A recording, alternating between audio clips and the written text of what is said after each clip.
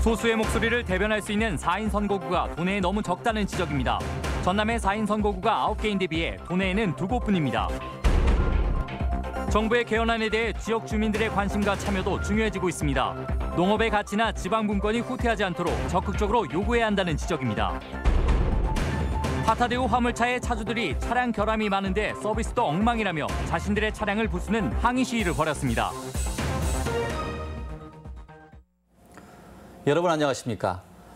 군소 정당과 정치 신인의 지방의회 진출 기회를 넓히기 위해 한 선거구에서 4명을 뽑는 4인 선거구제가 운영되고 있습니다. 하지만 전북에는 4인 선거구가 유난히 적어 첫걸음도 떼기 힘든 상황입니다.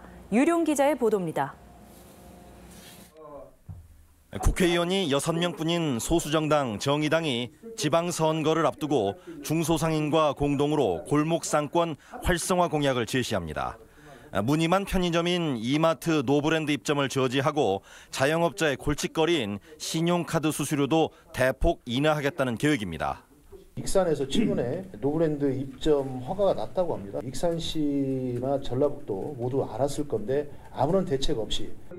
대통령 선거 이후 높아진 지지도를 바탕으로 거대 정당이 외면하는 서민 정책을 제시하고 지방의원도 배출해 견제 세력이 되겠다는 계획. 하지만 현실은 녹록치 않습니다. 1차 관문인 선거구 획정에서부터 예상 밖의 문제에 봉착했습니다. 1위부터 4위까지 선출하는 4인 선거구가 늘어야 의회 진출 기회가 조금이라도 열리지만 전북에는 4인 선거구가 2개뿐입니다. 인근의 전라남도만 해도 4인 선거구가 많이 있는 걸 알고 있습니다. 근데 전라북도는 현재 4인 선거구가 거의 없습니다. 전라북도 도민의 민도를 무시하는 겁니까?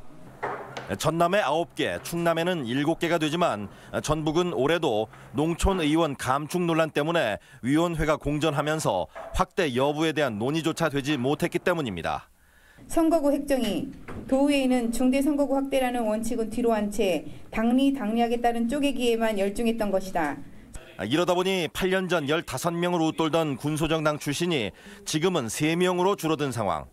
6.13 지방선거에서도 197석의 지방의원과 39명의 도의원 대부분을 거대 정당이 독식할 가능성이 높아 전북 정치가 퇴행하는 게 아니냐는 말이 나오고 있습니다. MBC 뉴스 유룡입니다.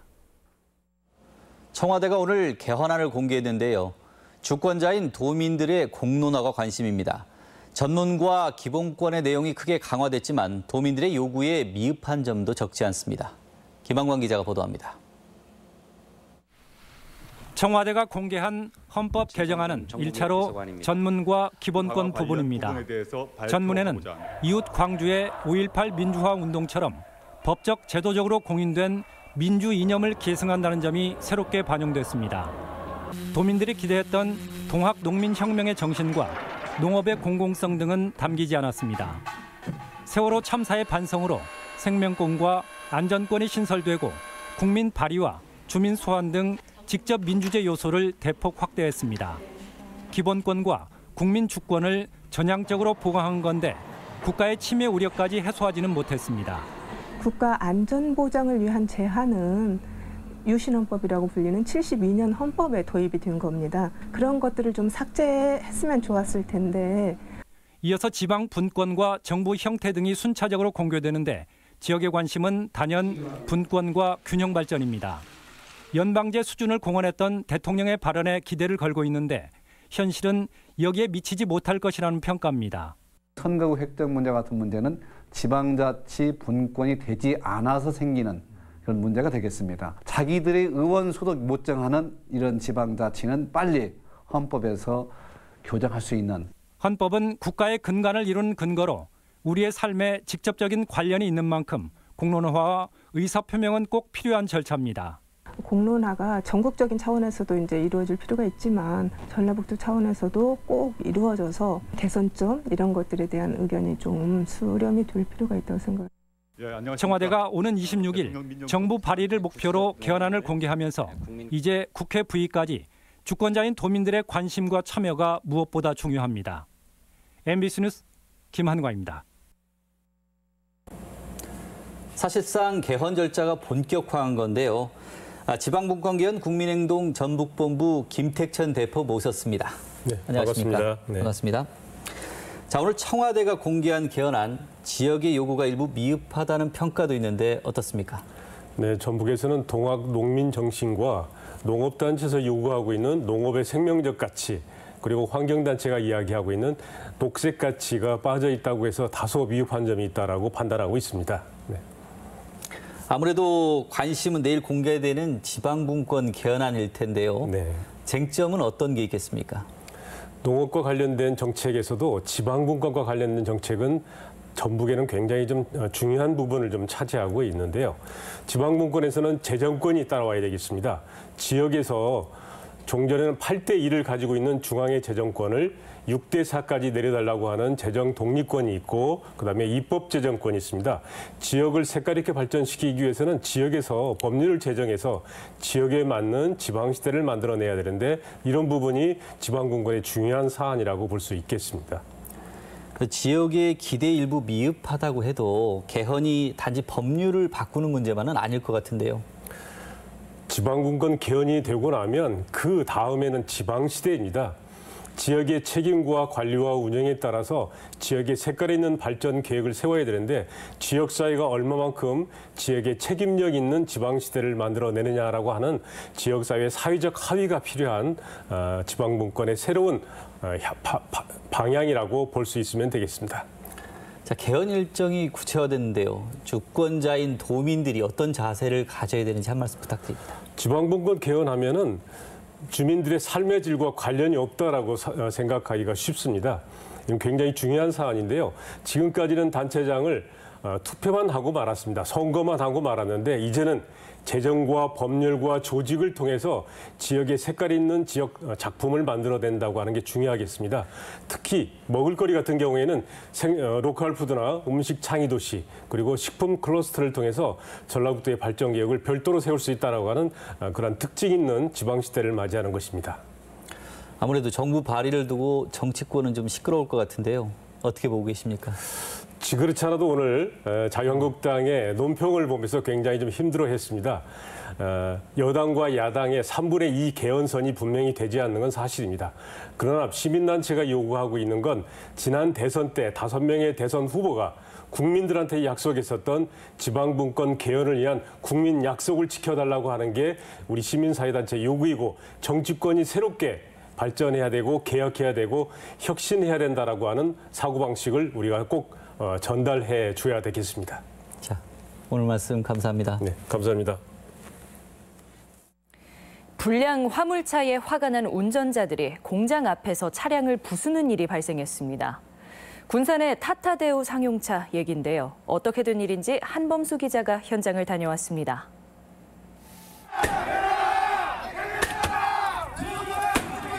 군산 타타데우 상용차 정문 앞.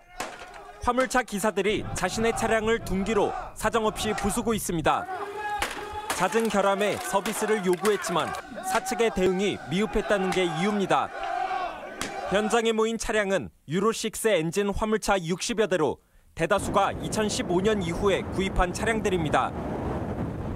잘 해줘야 되는데 그런 거가 전혀 안 되고, 뭐 오일 먹는 게 당연하다는 듯이 그렇게 얘기를 하니까 거기에서 화가 나서. 차주들은 엔진오일 소모가 심하고 뒷바퀴 구동축이 쉽게 손상되는 등 불편이 한두 가지가 아니라고 호소합니다. 엔진 결함으로 운행 중 아찔한 순간을 경험한 차주도 적지 않습니다. 고속 주행 시에 락이 걸려서 20km로 속도가 묶이면서 뒤에 따라오는 차들이랑 추돌 상황에도 맞닥뜨릴 수 있는 그런 아주 위험한 상황에 처해 있습니다. 입고되면 수리 기간까지 길어 생계조차 막막해 차주들에겐 서비스조차 달갑지 않은 상황. 타타데우 측은 차주들이 제기한 문제를 모두 인정했습니다. 무상 수리해주고 재발되지 않도록 저희가 해주고 있기 때문에 그리고 상당수 지금 조치를 했습니다. 지금 조치 과정에 이제 이러신 거거든요. 그래서 오늘 이제 마지막으로 한번 하고 끝내겠다. 하지만 화물차 기사들은 말뿐이 아닌 체감할 수 있는 대책을 요구하며 시위를 이어나갈 방침입니다. MBC 뉴스 한범수입니다. 위험성이 있는 수류탄 모양의 완구가 학교 주변에서 버젓이 팔리는 실태 어제 보도해드렸죠. 당국이 실태 조사에 나섰습니다. 강동혁 기자입니다. 학교 앞 문구점에서 인기를 끌고 있는 수류탄 모양의 완구입니다. 정부 인증 시험기관 검사 결과 폭발음 정도가 기준치를 훨씬 초과하는 것으로 나타났습니다. 업체 측이 진행한 안전 확인 신고는 제대로 된 것일까? 경기도의 한 업체의 완구 시험 성적서를 확인한 결과 기록된 소음값은 82데시벨. 2년 전 소비자원 조사나 취재진의 시험 결과와는 확연히 차이가 납니다. 사정이 이렇다 보니 업체 측에서 진행한 완구 안전검사가 제대로 이루어졌는지 의문이 제기되고 있습니다.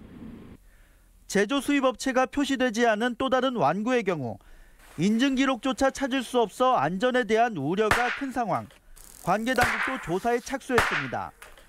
국가기술표준원과 제품안전협회는 인증 미표시 완구의 수입 판매처를 추적하는 한편 해당 업체의 제품 리콜 명령을 검토하고 있습니다. 생산된 후에도 특히 판매되는 과정에서 그것이 제대로 인증된 제품이 판매되고 있는지를 현행법상 불법 완구 판매점은 1,000만 원 이하의 과태료를, 제조 수입업체의 경우 최대 3년 이하의 징역에 처해질 수 있습니다. MBC 뉴스 강동엽입니다.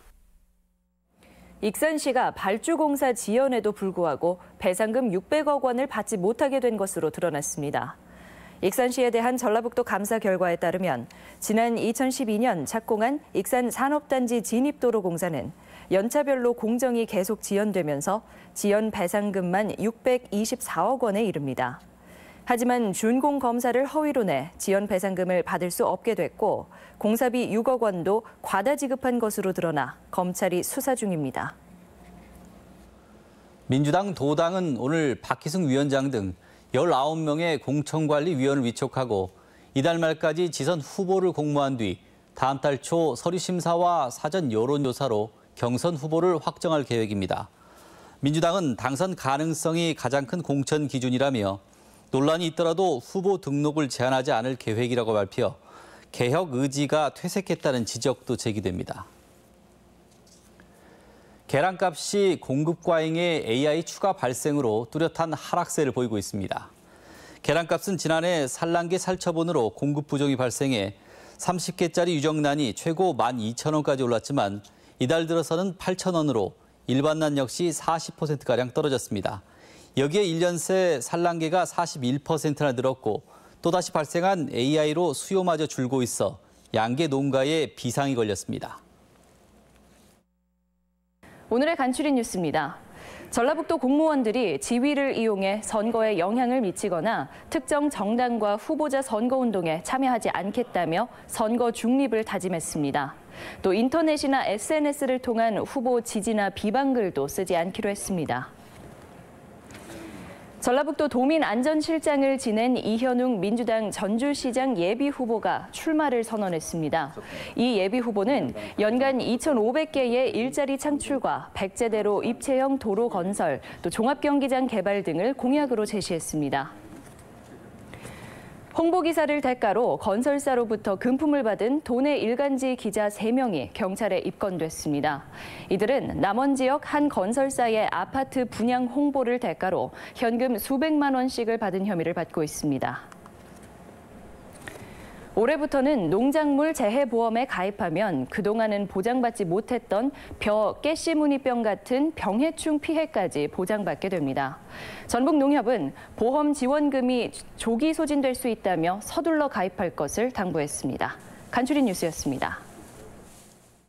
전주국제영화제 조직위는 올해 전주 시네마 프로젝트 선정작 5편 중 아픔과 위기라는 공통된 주제를 가진 노나와 굿 비즈니스의 스틸컷을 공식 포스터로 채택했다고 밝혔습니다.